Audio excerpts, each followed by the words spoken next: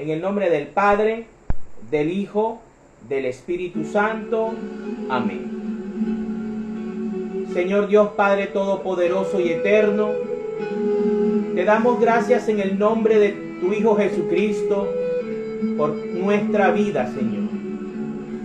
En esta noche queremos darte gracias, Padre Santo, por todas esas personas maravillosas, Señor, que han estado en nuestra vida, Padre Santo, y que ya han ido al encuentro contigo, mi Señor. Te damos gracias, Todopoderoso, por tu misericordia, por tu bondad, por hacer posible todas las cosas, Señor, y que sucedan conforme a tu voluntad y a tu divina providencia. Gracias, Todopoderoso, por la vida, por la salud, por el trabajo, por todo lo que pones en nuestra vida, por el alimento diario, Señor, por nuestros retos, nuestros problemas, nuestras enfermedades, Padre Santo, porque aún en medio de ellas y con ellas tú nos purificas y nos das la oportunidad, Señor, de poder acceder a la salvación, Padre Santo.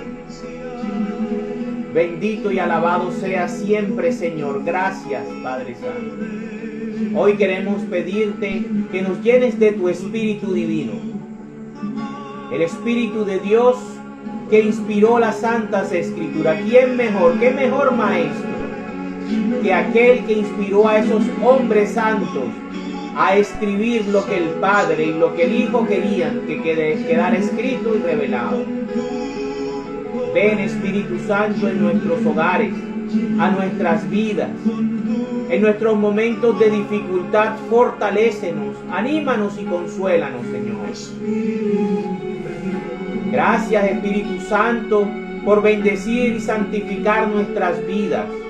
Gracias por iluminarnos, por darnos fuerza, por consolarnos en los momentos de tristeza, de desilusión y de derrota. Gracias, Espíritu Divino.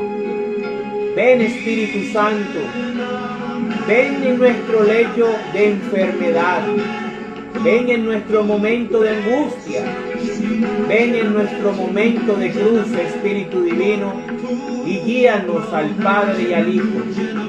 Permítenos ser obedientes en todo momento y poder ver el rostro de Jesús por medio de la misericordia, de la compasión, de la bondad, de la solidaridad y del perdón. Ven, Espíritu Santo, ven, Espíritu Divino, ilumínanos, ilumina estas mentes finitas, estas mentes pecadoras, pero que están hambrientas del Padre, del Hijo y de tu presencia. Amén, amén y amén. En el nombre del Padre, del Hijo, del Espíritu Santo. Amén. Bueno,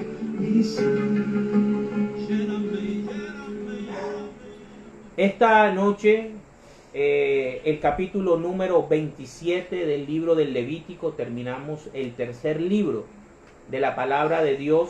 Vamos a hacerlo en homenaje a Henry Antonio Castro Viloria, mi papá, quien falleció el día lunes en horas de la noche.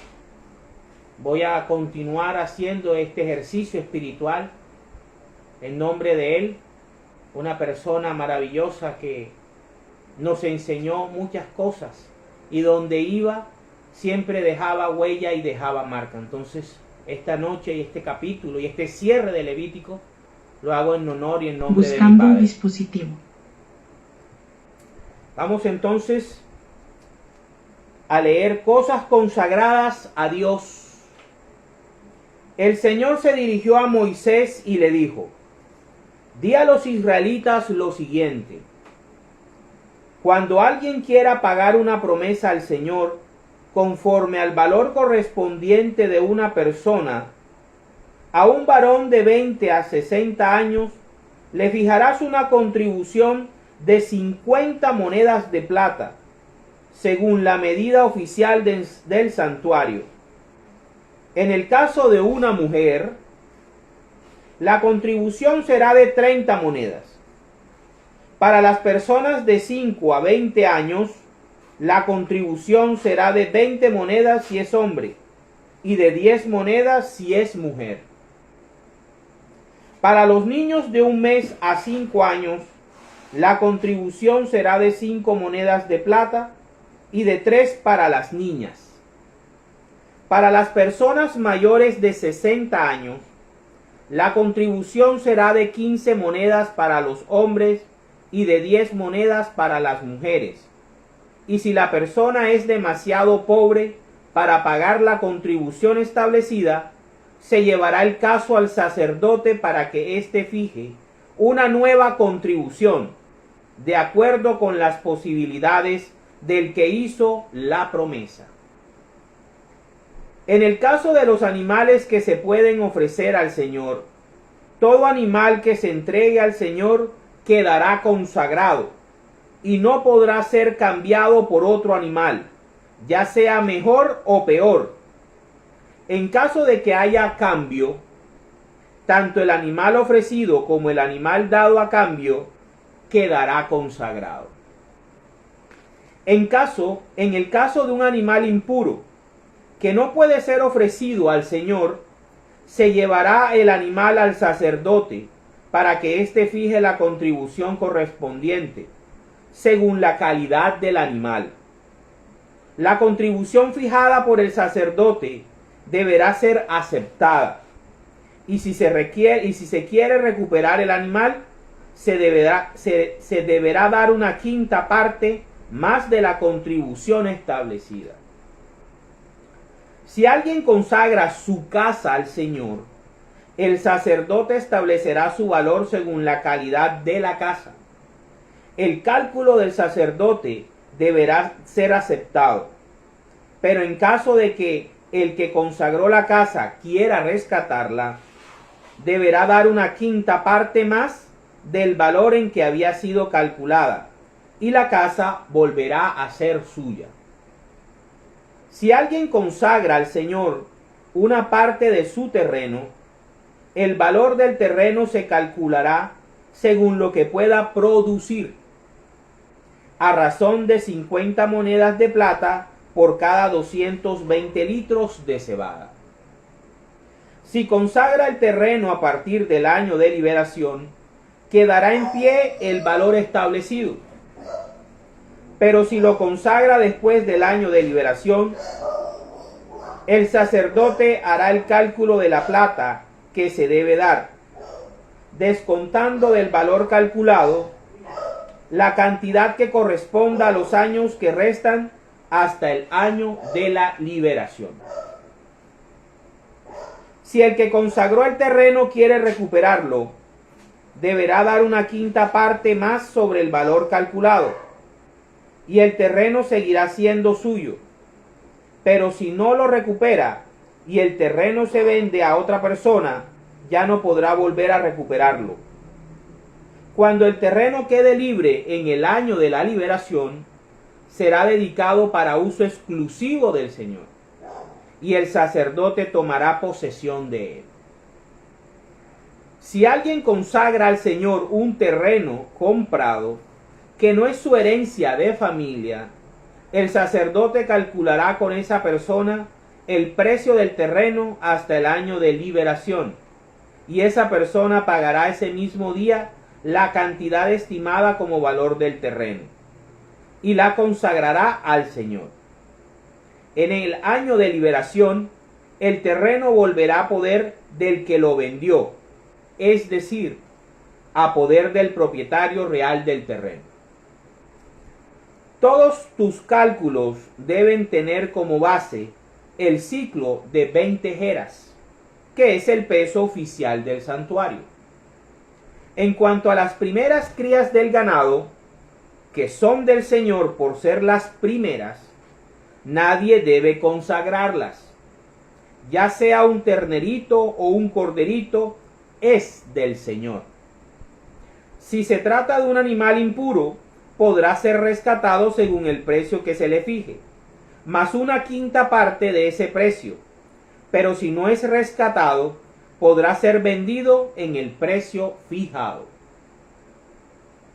Si alguien consagra al Señor parte de sus pertenencias, ya sean personas, animales o terrenos heredados de su familia, nada de lo consagrado podrá ser vendido ni recuperado. Todo lo consagrado será una cosa santísima, dedicada al Señor. Y tampoco podrá rescatarse a ninguna persona que haya sido destinada a la destrucción. Tendrá que morir. La 10ª parte de los productos de la tierra, tanto de semillas como de árboles frutales, pertenecen al Señor y está consagrada a Él. Si alguien quiere recuperar algo de esa 10ª parte, tendrá que pagar lo que valga, más una quinta parte. 1 de cada 10 animales del ganado o del rebaño será consagrado al Señor como 10ª parte, sin escoger los mejores ni los peores, ni cambiar uno por otro. En caso de hacer un cambio, tanto el primer animal como el animal dado a cambio quedarán consagrados y por lo tanto no podrán ser recuperados. Estos son los mandamientos que el Señor dio a Moisés para los israelitas en el monte Sinaí. Palabra de Dios. Te alabamos, Señor. Y así culmina el libro del Levítico. 27 capítulos tiene este libro y 27 semanas nos reunimos aquí para leer y reflexionar acerca de este libro maravilloso. Quiero decir que este libro ha cambiado mi vida espiritual y la perspectiva de muchas cosas. La importancia del sacerdote, la importancia del sacrificio de Jesús, la importancia de la confesión, la importancia de muchas cosas que hace la iglesia actualmente y que es una mejora actualizada y optimizada en Cristo Jesús, de lo que era todos los ritos y todas las figuras, el santuario, el primero el tabernáculo, después el santuario, el templo, ¿verdad? Los sacerdotes, los sacrificios, que el sacrificio de holocausto, que el sacrificio del perdón de los pecados, que el sacrificio por culpa, el sacrificio de acción de gracias, etcétera. Todos esos sacrificios que se resumen en uno solo, en la Santa Eucaristía, donde encontramos el sacrificio máximo, potente, único, especial, que Dios desde el principio de los tiempos, antes de crear el mundo, y cuando estaba haciendo el plan de salvación, estableció que sería suficiente para que la humanidad, si caía, si pecaba, Él pudiera redimirla. ¿Y por qué Dios hace un plan de salvación? Porque sabía que iba a crear una criatura que iba a darle libre albedrío y que iba a ser capaz de poder elegir por sí misma el camino del bien y el camino del mal, como lo vimos en el capítulo anterior, el capítulo número 26. En este capítulo se nos habla acerca de lo especial y de lo costoso que es todo aquello que es consagrado a Dios. Dentro de la alianza del monte Sinaí, el Señor establece que cuando alguien ha prometido a una persona o ha hecho una promesa, Dios debe cumplirla. Y en caso de querer rescatar a una persona, debe pagar dependiendo de un rango de edades. Dios toma los 20 años a los 60 años, digamos que en la edad productiva más costosa y más cara. O sea, entre 20 y 60 años, para Dios, la persona es cuando más puede producir y es cuando más puede costar.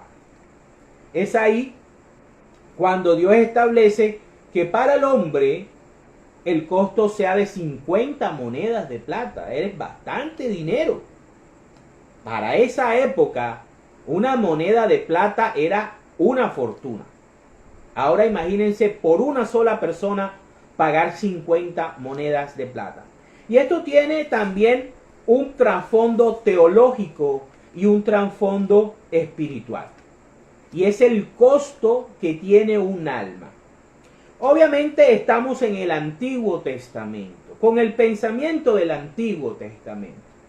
Y es ahí cuando vemos la diferencia, que para un varón el costo era de 50 monedas de plata, mientras que para la mujer era solo de 30. Luego establece el costo de entre 5 y 20 años, que es otra cantidad de dinero. Entre 5 años y un mes de nacido. Entonces, para este sistema, para esta alianza, la persona comenzaba a costar a partir del mes de nacido. ¿Sí? Ok. Entonces, también se nos dice que en el caso de una persona pobre, el sacerdote tenía el deber de establecer cuál era el costo que podía pagar en rescate por una persona, alguien pobre. También se nos hace la diferencia del costo entre un animal puro que se le puede ofrecer al Señor en sacrificio y de un animal impuro. Los animales impuros, el sacerdote tenía que analizar, ver cuál era su valor y establecer la contribución. También se nos habla acerca de consagrar las casas. Cuando se consagraban las casas, le pertenecían al servicio del Señor. La consagración es simple y llanamente decir que algo le pertenece a Dios, que algo lo va a utilizar Dios para santificar al pueblo. Es así como muchas personas agradecidas con Dios le ofrecían o le consagraban su casa, sus terrenos, ¿verdad? Y había una serie de reglas y normas teniendo en cuenta el año de la liberación. El año de la liberación, como lo vimos en los capítulos anteriores, no sé si 24 o 25, es el año en que pasaba cada 50 años, como Pentecostés. Cada 50 años se liberaba la tierra, se liberaban las propiedades que habían sido vendidas, se liberaba los esclavos que habían sido vendidos, se liberaban muchas cosas, ¿verdad?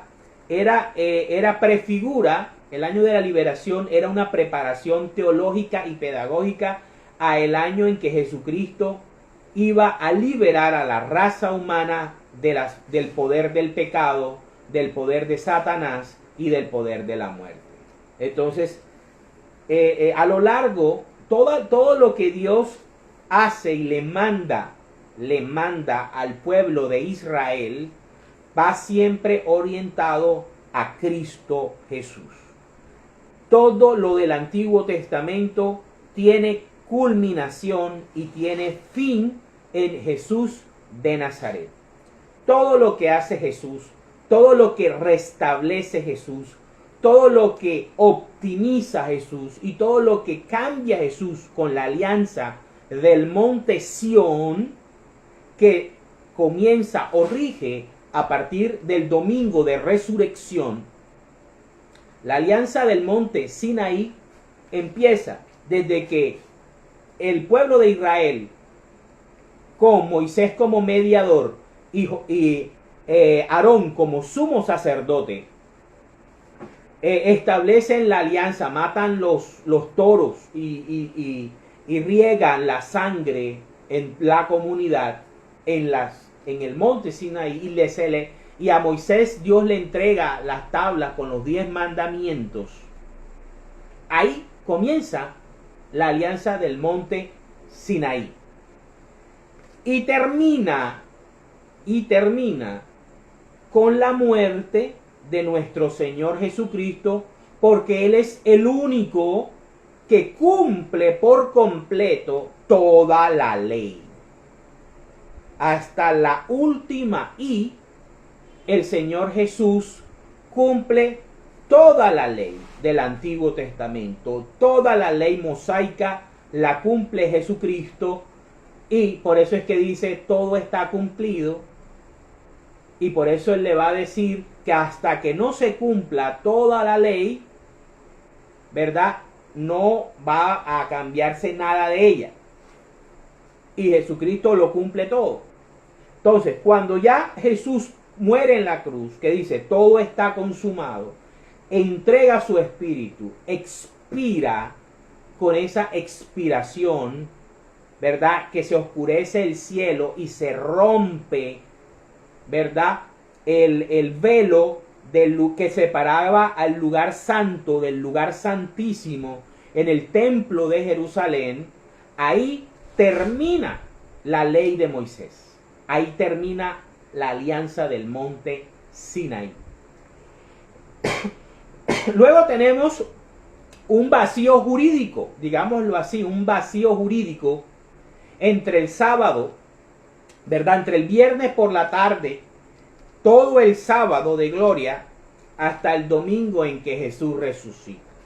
Cuando Jesús resucita, ya Él murió, ya el testamento que Él estableció con los apóstoles, cuando instituyen el Jueves Santo, instituye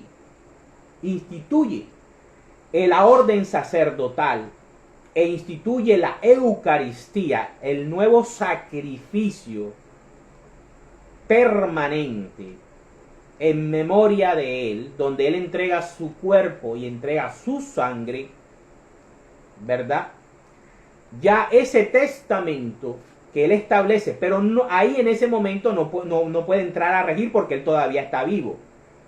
Recordemos que San Pablo nos explica explícitamente que un testamento puede comenzar a tener validez cuando quien lo hace muere. Por eso es que se necesita que Jesús muera para que el testamento nuevo, el del monte Sinaí, el del monte Sión, comience a regir. ¿Cuándo comienza a regir? El domingo de resurrección. Cuando Jesús resucita, ya comenzamos con el Nuevo Testamento. Chao, mandamientos de la alianza anterior. Jesús en sus predicaciones comenzó a cambiar los mandamientos. Comenzó a establecer nuevos mandamientos y comenzó a destruir la diferencia entre hombres y mujeres. Por eso es que los mandamientos de su iglesia son diferentes a los mandamientos de los judíos. Por eso los cristianos católicos romanos tenemos 10 mandamientos diferentes a los mandamientos de la antigua alianza. Nosotros no tenemos que cumplir los mandamientos del monte Sinaí. Tenemos que cumplir los mandamientos que estableció Jesucristo cuando estuvo predicando y enseñando en la tierra. Y cuando restableció la dignidad de la mujer a igual que el hombre, con la misma dignidad y el mismo costo y valor que el hombre. Ya el hombre no iba a costar 50 monedas de plata y la mujer 30, como nos lo dice el capítulo 27. Ni las niñas iban a costar menos que los niños. Iban a costar lo mismo, la sangre derramada de Cristo. Eso es lo que vale cada ser humano. Lo acepte o no lo acepte. Entienda o no lo entienda. Sepa o no lo sepa. Pero el costo de cada persona para Dios es la sangre de Cristo, derramada en la cruz. Entonces, a partir de ahí, sigue el Nuevo Testamento. Es el Nuevo Testamento.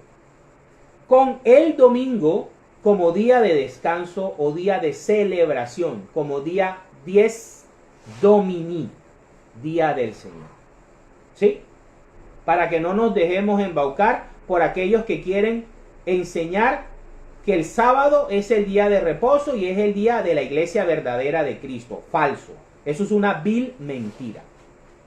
Es una vil mentira. Porque si usted se circuncida, usted sí tiene que cumplir el sábado. Téngalo por presente. Si vas a cumplir el sábado, tienes que circuncidarte si eres varón. Tienes que circuncidarte y tienes que cumplir toda la ley del monte Sinaí. No solamente respetar el sábado y no trabajar el sábado. Ojo con eso. Y los mandamientos son los establecidos por Jesucristo. Jesucristo cambia el sacerdocio. Ya no es sacerdocio arónico, sino el orden de Melquisedec. ¿Qué es el sacerdocio católico romano? Es el sacerdocio católico romano. Jesucristo establece a Pedro como mayordomo o como vicario de su iglesia. Donde esté Pedro, esa es su iglesia. No hay otra más. Jesucristo establece como alimento permanente a su iglesia la Santa Comunión. Él establece: el que come mi cuerpo y bebe mi sangre, yo habitaré en él y él habitará en mí. Y mi Padre y yo tendremos comunión con él. Jesucristo estableció el perdón de los pecados por medio de los sacerdotes que él ordenó. Todas estas cosas las ordenó Jesucristo. Hay que obedecer a Jesucristo, no a más nadie.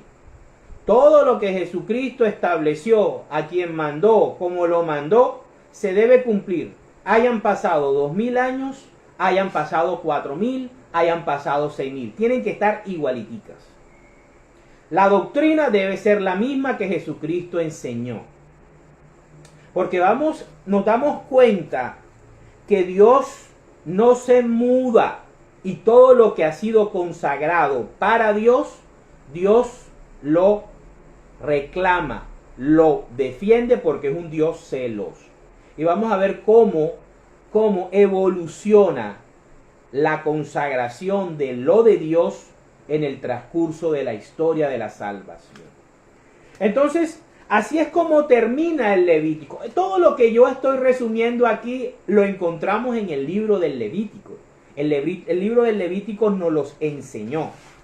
Estoy repitiendo ya o haciendo una condensación de todas las enseñanzas maravillosas y hermosas que nos dejó el libro del Levítico.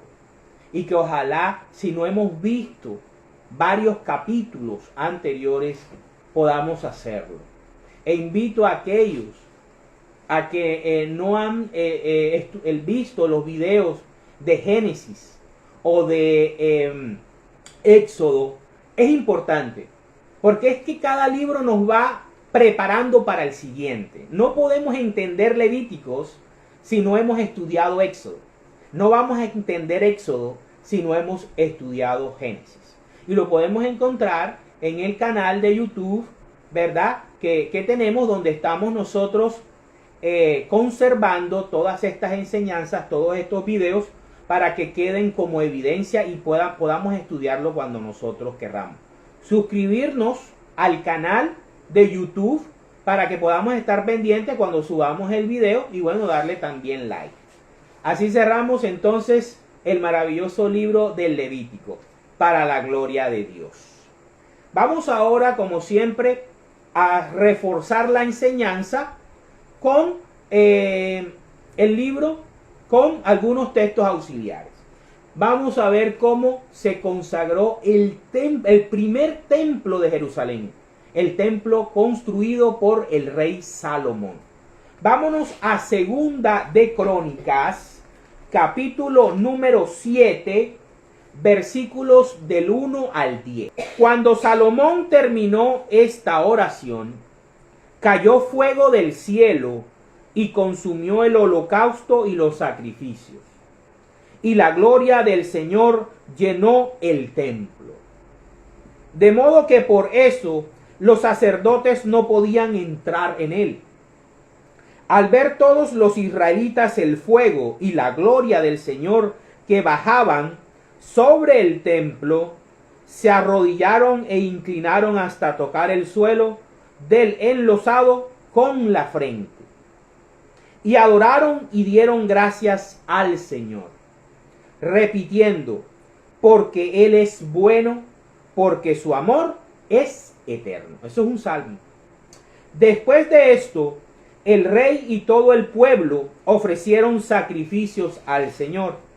Y el rey Salomón ofreció en sacrificio 22,000 toros y 120,000 ovejas. Bastante ganado tenían ellos, los israelitas, en tiempos de Salomón, que digamos fue el punto más alto de gloria de Israel como nación. Así fue como el rey y todo Israel consagraron el templo de Dios. Los sacerdotes se mantenían en sus puestos y también los levitas con los instrumentos de música sagrada que el rey había hecho para acompañar el canto que dice, porque su amor es eterno. Cuando David cantaba con ellos y los sacerdotes, son salmos, y los sacerdotes tocaban frente a ellos las trompetas, mientras todo Israel estaba de pie. Yo me imagino ese espectáculo. Salomón consagró también el centro del atrio que está frente al templo del Señor, pues allí ofreció los holocaustos y la grasa de los sacrificios de reconciliación. Porque en el altar de bronce que él había construido no cabían los holocaustos, las ofrendas de cereales y la grasa. En dicha ocasión, Salomón y todo Israel, una gran muchedumbre que había venido desde la entrada de Hamat hasta el arroyo de Egipto, celebraron la fiesta de las enramadas. Al día siguiente tuvieron una fiesta solemne, porque durante 7 días habían celebrado la consagración del altar y durante otros 7 días la fiesta de las enramadas. El día 23 del 7º mes, el rey despidió al pueblo para que se fuera a sus casas alegres y satisfechos por el bien que el Señor había hecho a David, a Salomón y a su pueblo Israel. Palabra de Dios. Te alabamos, Señor. Entonces aquí podemos ver cómo el templo que había construido Salomón, él como rey, los sacerdotes, ¿verdad?, levitas, y el pueblo en general consagraban el templo a Dios. Ese era su morada, ese era su lugar donde él iba a habitar, ¿verdad? Su espíritu, su gloria iba a habitar mientras que ellos estuvieran obedeciendo y fueran su pueblo. Y Dios iba a hacer maravillas, y Dios los iba a amar, y los iba a consagrar y a hacer los sacerdotes. Fíjense que aquí están las 3 figuras. Está el sumo sacerdote o el rey, que es Cristo. Están los sacerdotes ministeriales, que serían los levitas. Y están los sacerdotes comunes, que era la muchedumbre, que era el pueblo de Israel. Aquí están las 3 figuras, que la tenemos en la Iglesia Católica. En la Iglesia Católica nuestro rey es Cristo, sumo sacerdote en el lugar santísimo, allá en el cielo, en el templo celestial. Nuestros sacerdotes bajo el orden de Melquisedec, que vendrían reemplazando a los sacerdotes levitas. Y el pueblo, que somos los sacerdotes comunes o todos los bautizados, que guardamos la misma doctrina que decimos en el credo, en la Eucaristía. ¿Verdad? Ahí tenemos las tres figuras. Vemos cómo a Dios se le consagra el primer templo, el templo de Salomón, hasta su destrucción por Nabucodonosor y el imperio babilónico, que destruye Jerusalén, deja a los pobres y se lleva a la gente rica para Babilonia. Vamos ahora a ver cómo consagran al segundo templo de Jerusalén, que es el que se mantiene hasta la época de Jesucristo y que es destruida por el general Tito en el año 70 después de Cristo. En el año 70 después de Cristo hay una revuelta judía y los judíos son sitiados y son exiliados y se hace la diáspora judía por todo el mundo, ¿verdad? Por parte de los romanos, que los esparce por todo el imperio, y ellos a partir de ahí se expanden por el mundo hasta 1948, después de la Segunda Guerra Mundial y después del Holocausto nazi, cuando se crea el Estado de Israel y comienza la diáspora del pueblo palestino. Esto es histórico, esto es historia. Estoy tomando puntos históricos que ocurrieron realmente. Vamos entonces cómo sucede cuando el rey Darío de los medo-persas, inspirado por Dios, recuerden que todos los reyes, sean buenos o sean malos, son de Dios y son puestos por Dios. Se corrompen, pero son puestos por Dios. Entonces vamos a ver cómo se consagra el segundo templo de Jerusalén. Vámonos a Esdras, el libro de Esdras, capítulo 6, versículos del 13 al 22. Entonces Tatenai, gobernador de la provincia al oeste del río Éufrates, y Setar Bosnai y sus compañeros cumplieron al pie de la letra la orden dada por el rey Darío. Así los dirigentes judíos pudieron continuar los trabajos de reconstrucción, de acuerdo con lo dicho por los profetas Ageo y Zacarías, hijo de Idó. Y la reconstrucción se terminó conforme al ordenado por el Dios de Israel, y según las órdenes de Ciro, Darío y Artajerjes. Estos señores eran paganos, eran reyes de los medos y de los persas.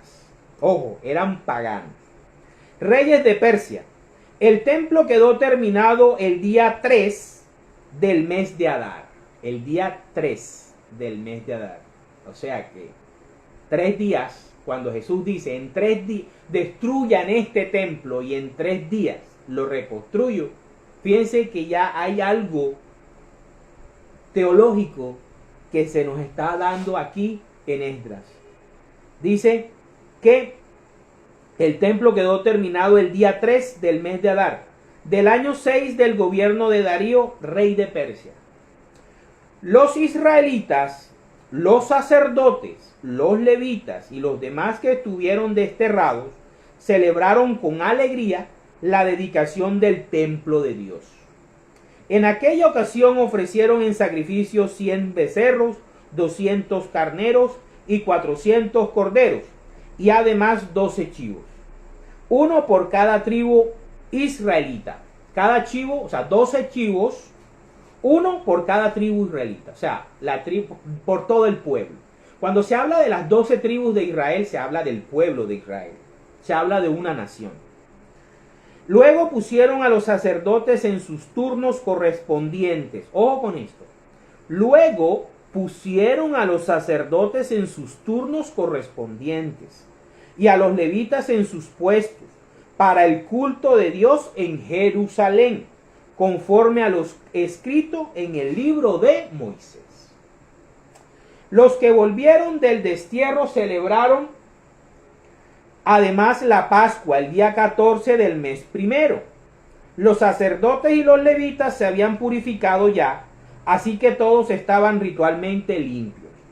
Entonces ofrecieron el sacrificio de la Pascua por todos los que habían estado desterrados, por sus compañeros los sacerdotes y por ellos mismos.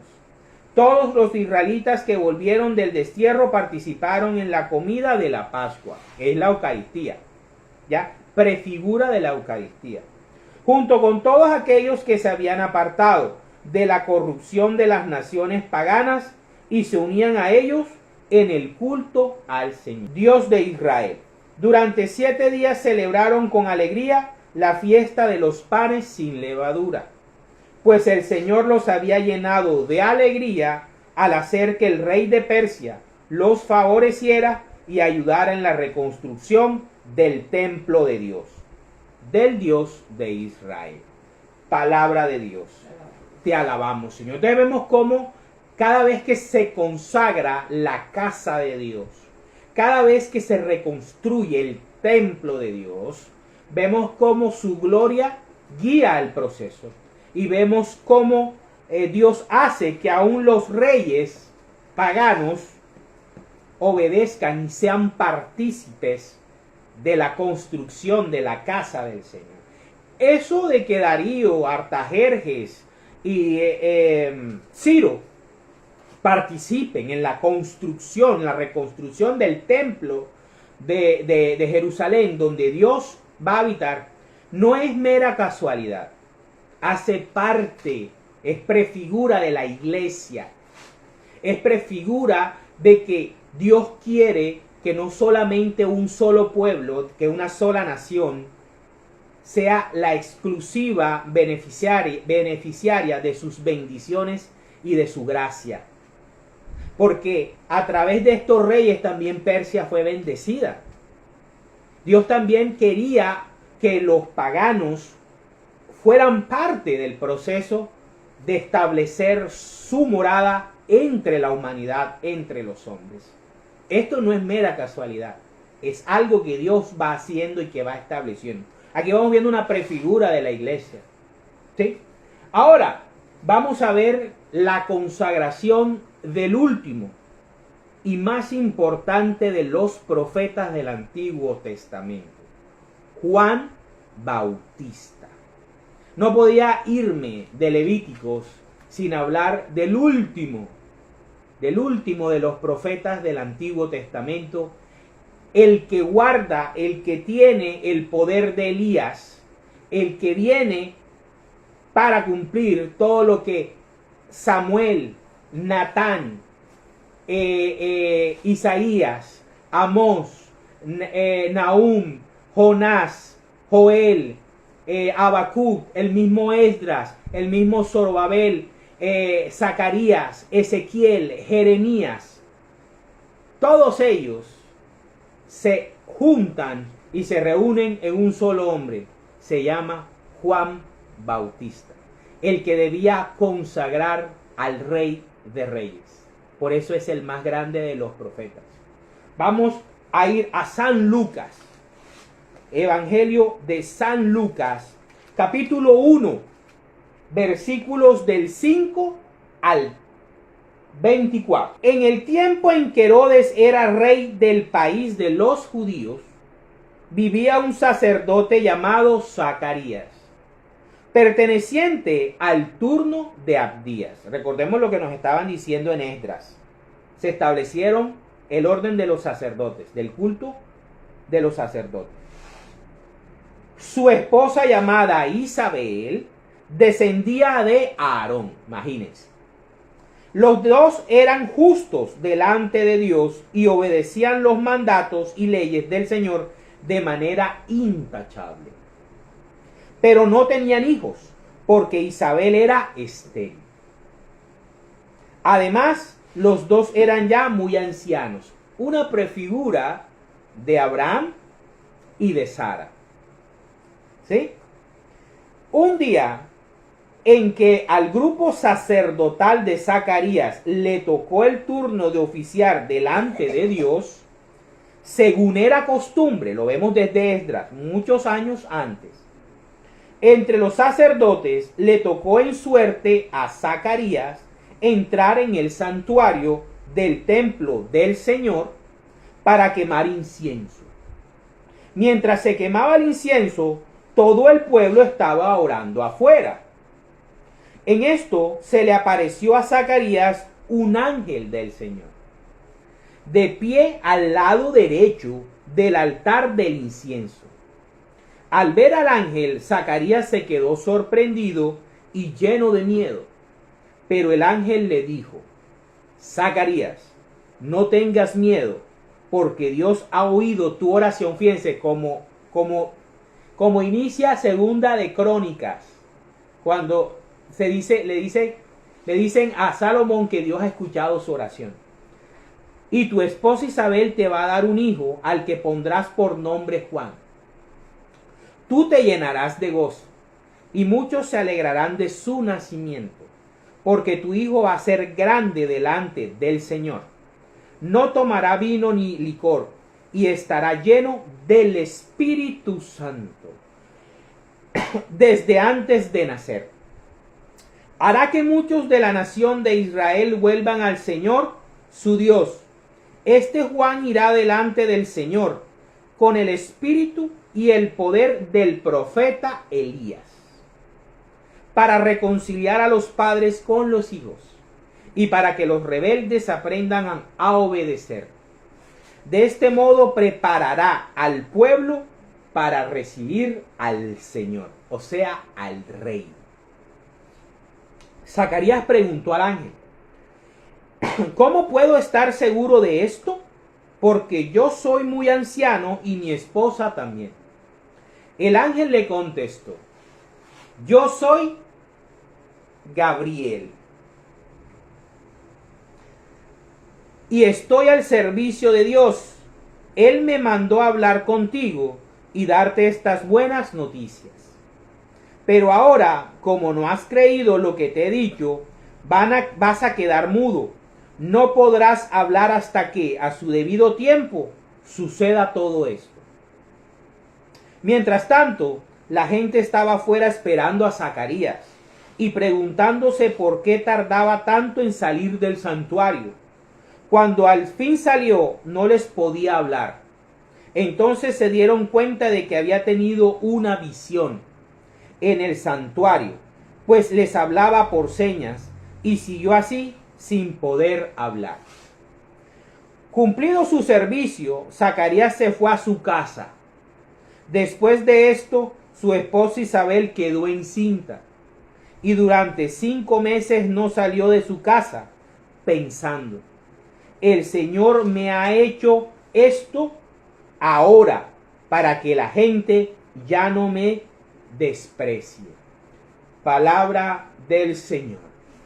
Gloria a ti, Señor Jesús. Entonces vemos aquí cómo este hombre, este profeta, es consagrado a Dios antes de nacer, antes de ser concebido.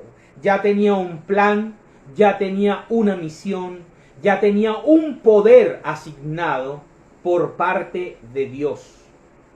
¿Cómo se consagra a un profeta? Por eso siempre he dicho que Juan no bautizó a Jesús. Juan consagró a Jesús, Rey de Israel. Lo ungió con el Espíritu Santo. Pero ya no como lo había hecho Samuel con Saúl, o Samuel con David, con un aceitico, sino con la plenitud del Espíritu Santo, y revelándonos la Santísima Trinidad, el Padre dando testimonio del Hijo y el Espíritu Santo descendiendo y dándole todo el poder, primero para ir a destruir a Satanás y después a empezar a propagar el reino de los cielos para la gloria de Dios. Vamos ahora a ver cómo Juan cumple su misión y Jesús, el Rey, es consagrado al Padre y empieza el reino de los cielos aquí en la tierra. Vamos a verlo. Vámonos a el Evangelio de San Mateo, capítulo 3, versículos del 1 al 17. Vámonos enseguida. Por aquel tiempo se presentó Juan el Bautista en el desierto de Judea. En su proclamación decía: vuélvanse a Dios, porque el reino de los cielos está cerca. Juan era aquel de quien Dios había dicho por medio del profeta Isaías: una voz grita en el desierto, preparen el camino del Señor, ábranle un camino recto.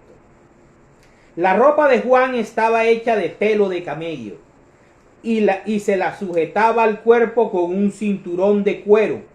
Su comida era langostas y miel del monte, muy parecido a la vida de el profeta Elías. La gente de Jerusalén y todos los de la región de Judea y de la región cercana al Jordán salían a oírle. Confesaban sus pecados, y Juan los bautizaba en el río Jordán. Pero cuando Juan vio que muchos fariseos y saduceos iban a que los bautizara, les dijo: raza de víboras, ¿quién les ha dicho a ustedes que van a librarse del terrible castigo que se acerca? Pórtense de tal modo que se vea claramente que se han vuelto al Señor. Aquí Juan está reclamando lo que dice el apóstol Santiago: la fe sin obras es fe muerta. Muéstrame tu fe, que yo te mostraré mis obras para mostrarte. Y no presuman diciéndose a sí mismos: nosotros somos descendientes de Abraham, porque les aseguro que incluso a estas piedras Dios puede convertirlas en descendientes de Abraham. El hacha ya está lista para cortar los árboles de raíz. Todo el árbol que no da buen fruto se corta y se echa al fuego, o sea, el infierno. Yo en verdad los bautizo con agua para invitarlos a que se vuelvan a Dios. Pero el que viene después de mí los bautizará con el Espíritu Santo, que es lo que reciben nuestros niños cuando los bautizamos pequeñitos, y con fuego. Él es más poderoso que yo, que ni siquiera merezco llevarle sus sandalias. Trae su pala en la mano y limpiará el trigo y lo separará de la paja. Esa es la parucía. Guardará su trigo en el granero, pero quemará la paja en un fuego que nunca se apagará. El lago de azufre y fuego. Jesús fue de Galilea al río Jordán, donde estaba Juan, para que éste lo bautizara. Al principio Juan quería impedírselo y le dijo: yo debería ser bautizado por ti, ¿y tú vienes a mí? Jesús le contestó: déjalo así por ahora, pues es conveniente que cumplamos todo lo que es justo ante Dios. Entonces Juan consintió. En cuanto Jesús fue bautizado y salió del agua, el cielo se le abrió y vio que el Espíritu de Dios bajaba sobre él como una paloma. Se oyó entonces una voz del cielo que decía: este es mi Hijo amado, a quien he elegido. Palabra del Señor. Gloria a ti, Señor Jesús. Vemos aquí la consagración de Jesús como Rey de Israel. A partir de ahí Jesús comienza, primero, ataca a su peor enemigo, que es Satanás, y lo vence espiritualmente en las tentaciones. Lo vemos en el capítulo 4. El diablo pone a prueba a Jesús.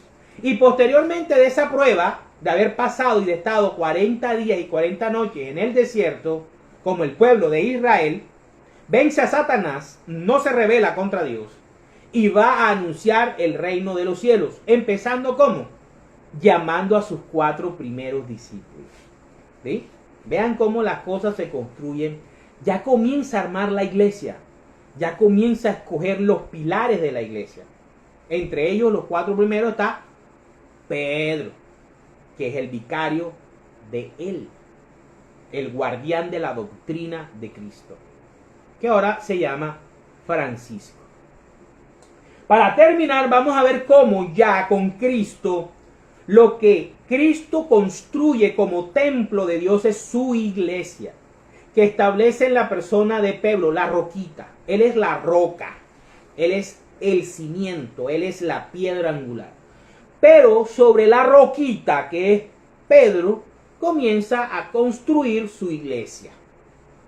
Y vamos a ver cómo Jesucristo y cuánto le costó su iglesia y cuánto le costó a Jesús santificar a la iglesia católica apostólica romana. Ninguna otra, no hay otra, esa es la de Jesucristo. Vámonos a Apocalipsis capítulo 5, versículos del 5 al 11. Pero uno de los ancianos me dijo: no llores más, pues el león de la tribu de Judá, el retoño de David, ha vencido y puede abrir el rollo y romper sus 7 sellos. Entonces en medio del trono y de los 4 seres vivientes y en medio de los ancianos vi un cordero, que es el que habla Juan el Bautista en Juan, en el Evangelio de San Juan. Este es el Cordero de Dios que quita el pecado del mundo. Este es el Cordero. Juan, lo dice Juan el Bautista. Estaba de pie, pero se veía que había sido sacrificado en la cruz. Tenía 7 cuernos y 7 ojos, que son los 7 espíritus de Dios enviados por toda la tierra. Los 7 espíritus, la iglesia. Aquel cordero fue y tomó el rollo de la mano derecha del que estaba sentado en el trono. Y en cuanto tomó el rollo, los 4 seres vivientes y los 24 ancianos se pusieron de rodillas delante del cordero. Todos ellos tenían arpas, como lo vimos en Segunda de Crónicas, ¿verdad? Y llevaban copas de oro llenas de incienso, que son las oraciones del pueblo santo. Por eso la Iglesia Católica ora sin cesar en cada Eucaristía, con cada Santo Rosario, con cada hora santa. La Iglesia eleva el incienso a Dios con sus oraciones. Y cantaban este canto nuevo: tú eres digno de tomar el rollo y de romper sus sellos, porque fuiste sacrificado y derramando tu sangre redimiste para Dios gentes de toda raza, lengua, pueblo y nación. Eso se llama Iglesia Católica. Eso se llama 144,000 redimidos. ¿Sí? De ellos hiciste un reino, no 70,000 reinos, como son las 70,000 iglesias protestantes que hoy existen. No, una iglesia, un reino, porque la iglesia es el reino de los cielos, instituido y edificado por Jesucristo. Una sola, dice aquí, un reino. Hiciste sacerdotes para nuestro Dios. La única iglesia cristiana que tiene sacerdotes se llama la Iglesia Católica, Apostólica y Romana. Porque la Iglesia Ortodoxa es una iglesia que se separa y que se divide de la Iglesia Católica, Apostólica y Romana. Y pare de contar de ahí las demás. ¿Verdad? Y reinarán sobre la tierra. Luego miré y oí la voz de muchos ángeles que estaban alrededor del trono, de los seres vivientes y de los ancianos. Había millones y millones de ellos. Los ángeles son miles de millones. Y decían con fuerte voz: el cordero que fue sacrificado es digno de recibir el poder y la riqueza, la sabiduría y la fuerza, el honor, la gloria y la alabanza. 7 cosas. Palabra de Dios. Te alabamos, Señor. Vemos entonces cómo la iglesia le costó a Cristo su sangre y por eso la consagró. Dio su vida por ella, nos lo dice San Pablo en Gálatas. Dio la vida por ella para santificarla, para purificarla, para lavarla cada vez que sea necesario, hasta la parucía. Por eso en la iglesia vamos a encontrar personas malas, sacerdotes malos. Vamos a encontrar personas ogros. Vamos a encontrar casos y sucesos malos.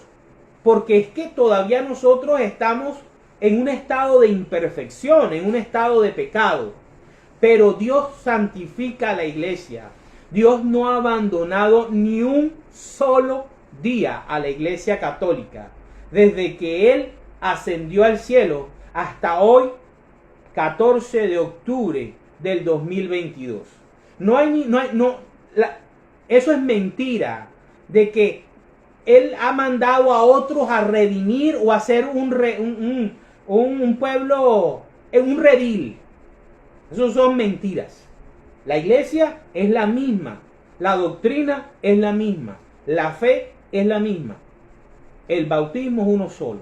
Y cuando usted es bautizado de la iglesia católica, usted es un bendecido. Cuando usted se bautiza en otra iglesia, usted es un apóstata. Y está cometiendo un pecado grave, el pecado de apostasía, que estudiaremos más adelante mucho mejor, para la gloria de Dios. En el nombre del Padre, del Hijo, del Espíritu Santo. Amén. Y nos vemos en Números.